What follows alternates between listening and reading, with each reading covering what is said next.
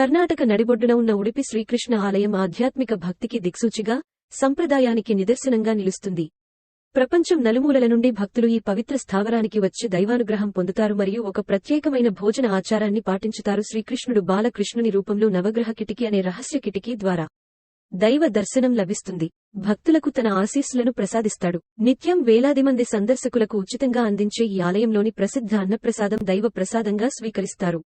ఈ భోజనశాలలు స్వచ్ఛమైన శాఖాహార సాత్విక ఆహారాన్ని, దక్షిణ భారతీయ వంటకాల విందును అందిస్తాయి. అరటి ఆకులపై భోజనం వడ్డించడం, 30 నిమిషాల కంటే తక్కువ సమయంలో తినడం ఈ ప్రత్యేకమైన ఆచారం.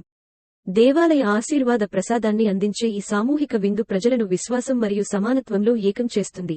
అలాగే ప్రజలు తమ కోరికలు పూర్తయిన తరువాత ఇక్కడకు వచ్చి అరటి ఆకులకు బదులు నేలపై తింటారు. ఆ వ్యక్తుల కోసం భోజనశాల పరిశుభ్రముగా ఉంచుతారు. భగవంతునితో తమకున్న అనుబంధాన్ని తెలిపే ఆధ్యాత్మిక, భక్తి మార్గం ఇది.